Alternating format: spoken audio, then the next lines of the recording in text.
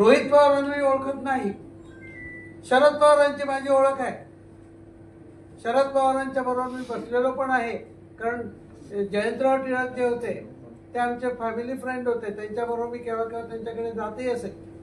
परंतु त्यांनी कधी असं केलं नाही. रोहित पवार का बोलतोय मला हे समजत नाही. त्याने आजोबांना तरी विचारायला पाहिजे होतं की हे बिहोलकर कोण आहेत, तुम्हाला माहिती आहेत का? आमची फॅमिली काही लुंगी सुंगी नाहीये. पूर्वीच्या काळी कलेक्टर रायगडचा, ब्रिटिश कलेक्टर त्याला कुलाबा होता, त्याला जर अपॉइंटमेंट हवी असेल तर आमची अपॉइंटमेंट घेऊन माझ्या पणजीला भेटायला यायला लागेल, अशी ती प्रोटोकॉल होती त्यावेळेची. गव्हर्नरची पार्टी व्हायची, त्याला आम्हाला बोलवलं जायचं, कारण त्यावेळेस तर ब्रिटिशांनी प्रोटोकॉल ठेवलेला होता. आज सुद्धा माझी आई जेव्हा कलेक्टर ऑफिसमध्ये जायची तर आधाराने सगळे उभे राहायचे. ते कोणीतरी थिल्लर सारखं बोला.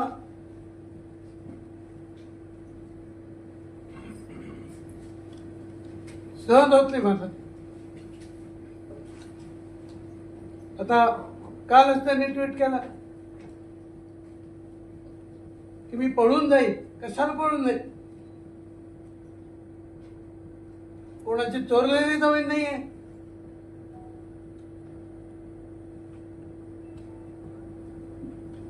गेल्या 7 पिढ्या माझ्याकडे जमीन नाही. कशाला बोलता?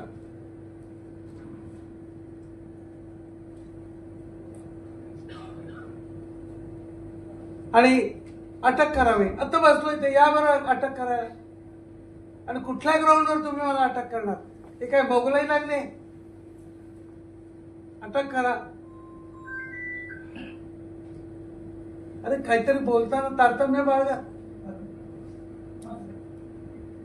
एक कोणीतरी पत्रकार आहे लुंगा सुद्धा, सॉरी टू से असं, कारण त्यांनी कुठलं तरी तो न्यूज युट्यूबवर काहीतरी चालवतो, त्याने एक माझा फोटो छापलाय, कुठून मिळवला माहित नाही, आणि त्याच्यावर फ्रॉडचा शिक्का मारलाय. It is very criminal, dishonest लोक आहेत ती.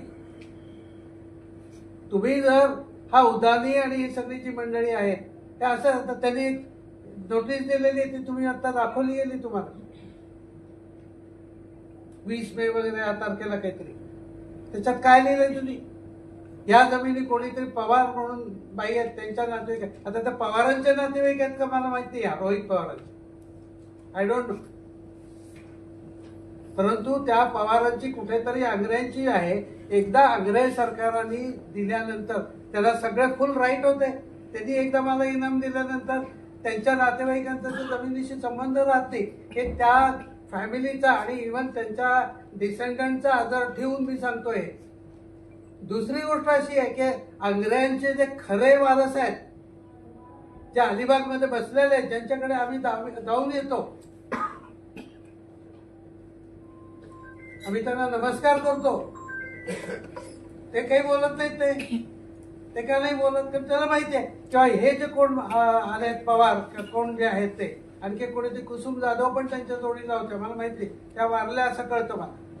तर ही जी लोक आहेत यांचे जे पूर्वीचे हे होते हे आत्ताच्या वयात आहे, आत्ताच्या दिवसात आहे. याच्या आधी गेली 200 वर्षात कोण नव्हते हे लोक.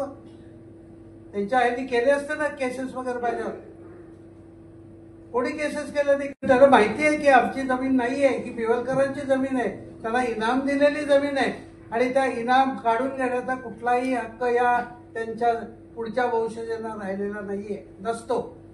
हे त्यांना पक्का माहिती आहे. आणि त्याच्यासाठी हे लोक ते कधीही काही केलेलं नाही, कारण त्यांना माहिती आहे त्या लोकांचं आमच्याकडे येणं जाणं पण होतं. पण हे कोणीतरी आता उठून सांगतात हे पवार आहेत, हे रोहित पवारांचे नातेवाईक आहेत का हे मला माहित नाही, का उदानीने निर्माण केलेली लोक आहेत ही मला माहिती नाही. पण उदानी म्हणतोय तो माझे क्लायंट आहेत, याचा अर्थ उदानीने त्याला काहीतरी पैसे देऊन जमीन विकत घ्यायचा प्रयत्न करतोय, केलाय. आणि म्हणून आता ते माझी जमीन काढून घ्यायची काहीतरी दाखवून, आणि नंतर ती आंग्र्यांची जमीन आहे म्हणून खायची, ही त्यांची प्लॉट आहे. आणि मी म्हणून दुर्दैवाने माझा, कारण तुमच्या रोहित पवारशी काही वैर नाही, मी रोहित पवारला ओळखतही नाही, आणि असा माणूस माझ्या विरुद्ध वाटेल ते बोलतो महिने. कशासाठी बोलतो? कशासाठी बोलतो? मी त्याचा काय गुन्हा केलाय का? माझ्या फॅमिलीने त्याचा गुन्हा केलाय? कोणीतरी उदानीसारखा माणूस येतो, सांगतो, आणि हा त्याप्रमाणे बोलायला लागतो. निदान चौकशी करायची, कागदपत्र बघायचे. तो खासदार आहे, त्याला सगळे कागदपत्र उपलब्ध होऊ शकतात, ते सामान्य माणसाला होऊ शकत नाही. आणि असं असताना तुम्ही काही बोलायचं नाही, काहीतरी बोलत राहायचं आणि काहीतरी वेडेवाकडे चाळे करायचे, हे योग्य नाहीये. आणि माझ्यापेक्षा तो नक्कीच माझ्या मुलाच्याही पेक्षा वयाने लहान असेल. तो आणखी त्याच्याबद्दल हे नाहीये, पण जर तो असं करत राहिला तर मला नाईलाजाने त्याच्या लिगल ऍक्शन घ्यायला लागणार आहे. मी माझ्या इन्स्ट्रक्शन दिलेले आहेत तशा. त्यांनी सांगावं हे सगळं चुकीचं आहे, मी चुकीने बोललेलो आहे. मला कोणाकडनंही पैसे मिळवायची गरज नाही. माझ्याजवळ जे काय पैसे आज आहेत, जे मी मिळवलेले आहेत, ते सफिशियंट आहे. आणि तेव्हा तुम्ही रुपया माझ्या त्याच्या मागच्या भावना आहे त्या लक्षात घ्या. आणि असे भलतसर आरोप करायचा जो विचार चाललाय, उद्योग करतायत, तर त्यांना थांबवा अशी मी विनंती करतो. विनंती करतो म्हणजे अर्ज विनंती नाहीये, ही गंभीर विनंती आहे. त्याच्या मला नाईलाजाने काही गोष्टी कराव्या लागतील. माझी इच्छा नाही. मला पवार साहेबांबद्दल भरपूर आदर आहे.